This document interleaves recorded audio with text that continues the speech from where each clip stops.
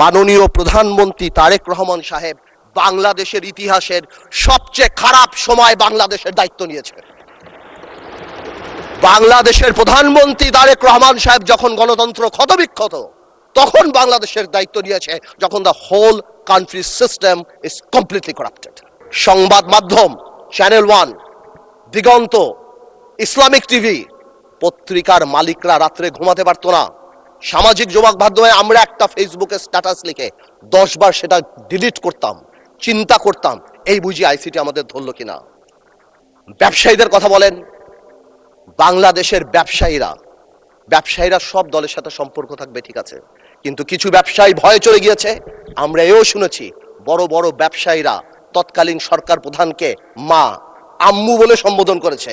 কেউ কবিতা বলেছে, তুমি আমার প্রথম, তুমি আমার দ্বিতীয়। আপনারা শুনেন নাই?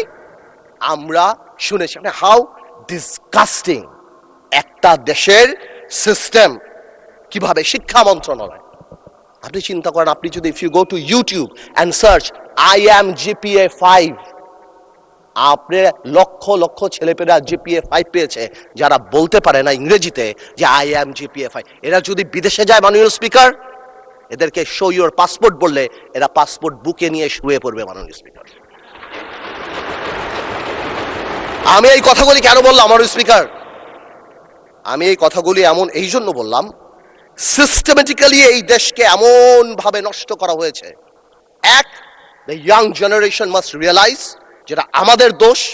we couldn't connect to the Gen Z generation and tell them what atrocity been going on.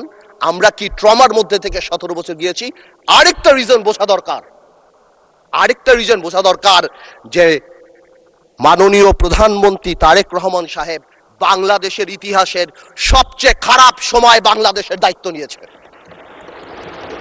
বাংলাদেশের প্রধানমন্ত্রী তারেক রহমান সাহেব যখন গণতন্ত্র ক্ষতবিক্ষত, তখন বাংলাদেশের দায়িত্ব নিয়েছে যখন the whole country system is completely corrupted.